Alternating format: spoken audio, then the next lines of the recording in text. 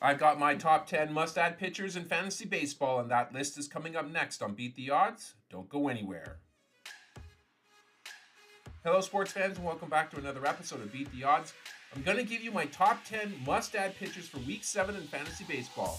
If you like this content, then please smash that like button. And a special thanks goes to all of our subscribers who have been watching these videos, as you now account for 14% of all viewers. To the other 86% of viewers that haven't yet subscribed, I encourage you to do so, as it helps me create these videos for you. Also, leave a comment on a player that you think deserves to be on this list. Do you have a burning fantasy baseball question? Ask me on Q. Go to askmeonq.com/beattheodds, submit your question, and for a small fee, I will personalize a response and send it to your email. It's super easy to do, and it's a great way to get fantasy baseball advice while also supporting this channel. Now let's get started with the list. At number 10, we got Chris Paddack, 9% owned. Over the last 2 weeks, he's got 3 wins, 18 strikeouts, 2 ERA, and a 1 whip. Paddack has been on a bit of a roll of late, picking up victories in his last 3 starts. He has a couple of gems in there, including a 10 strikeout outing against the White Sox, and more recently blanking the Red Sox over 6 strong innings. He had a rough start to the season, but he's been seeing more success with his fastball.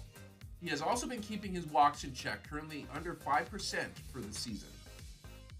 Let's go to number 9. We got Hayden Wesneski, 8% owned, a win, 12 strikeouts, .71 ERA, and a .87 whip over the last 2 weeks. Wesneski has made a very strong case to stay in the rotation once Justin Steele, Kyle Hendricks, and Jordan Wicks return from their injuries. He has been announced as the starter on Wednesday against the Padres, so he's still worth a short-term add for that start. In his 16.2 innings pitched this season, he has given up only 1 run. He has been effective with his sweeper, accounting for 10 of his 14 strikeouts and giving up a measly .091 batting average against. Moving on to number 8, we got Cole Irvin, 15% owned, 3 wins, 11 strikeouts, no ERA, and a .60 whip in the last 2 weeks. Now, I've given this piece of advice before, but I feel it needs to be said again. It's a great idea to pick up pieces of a rotation of a championship caliber team. Irvin, who's 15% roster, is yet another soft-tossing lefty with a large repertoire of pitches. With Grayson Rodriguez and Tyler Wells on the IL, there's going to be a need for Irvin to continue his recent success for Baltimore to remain near the top of the AL standings. Moving on to number 7, we have Luis Gil, 34% owned, 2 wins over the last 2 weeks, 20 strikeouts, 2.65 ERA, and a 1 whip. The hard-throwing heel has been a great story out of the Yankees rotation. After missing so much time to start his career, he had just set a career high in innings pitched in his last start against Baltimore, picking up a win and 5 strikeouts in 6.1 scoreless innings. He's got a 2-start week coming up, so now might be a great time to try him out. If he can keep his walks in check, he can turn into a must-start arm. Moving on to number 6, we have Kenta Maeda, 24% owned, a win, 10 strikeouts, .82 ERA, and a .64 whip over the last 2 weeks. Now, he's logged 2 atrocious starts, 1 against the White Sox and 1 against the Rangers. And he's also logged 3 brilliant starts against the Cardinals, Rays, and Twins. Do we really know what we're getting from Maeda? I believe he still is a great soft-tossing control pitcher who can command 7 pitches. When he's mixing his spots, he is hard to hit, especially when his splitter is on, which it has been this season, as the league hitting just $1.62 against it. Moving on to number 5, we have Jason Adam, 47% owned. Over the last 2 weeks, he's got a win, 2 saves, 6 strikeouts, 1.50 ERA, and a 1.17 whip.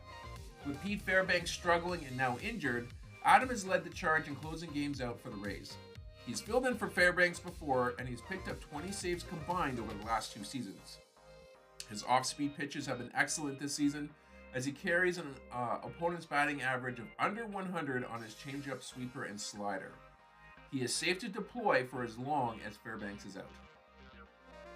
Let's go to number 4. We have Hector Neris, 59% owned, 5 saves, 5 strikeouts, 3 ERA, and a 1.50 whip over the last 2 weeks. It seems like the changing of the guard is complete for the closer's role with the Cubbies. Neris hasn't had the best start to the season, walking 12 in his 13 innings pitched so far, but the Cubs, and fantasy managers taking a chance on him, are hoping that he returns to the form that we saw from him with the Astros last year. He does have closing experience with the Phillies, so if he starts to churn out some clean sheets, he may just run away with that job for good. Let's go to number 3. We have John Means, 47% owned, a win, 8 strikeouts, no ERA, and a .43 whip. Now, we often talk about how the Orioles have a young, dynamic lineup, but we don't talk often enough about how deep their rotation runs. Means is another lefty with great control who made his season debut Saturday night, and he tossed that 7-inning line of nearly unhittable baseball. His changeup was filthy and will likely be his go-to pitch all season long. We are going to see where he fits in when the rotation is fully healthy, but I would ride him out for now.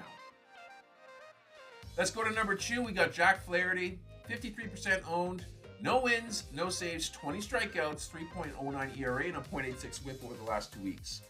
Give this man a victory already. In fact, the entire rotation out of Tariq Skubal needs to start bagging those W's. Flaherty would be a top 30 pitcher if his record didn't sit at 0-1. 50 strikeouts already in only 32 innings pitched, almost a 1 whip.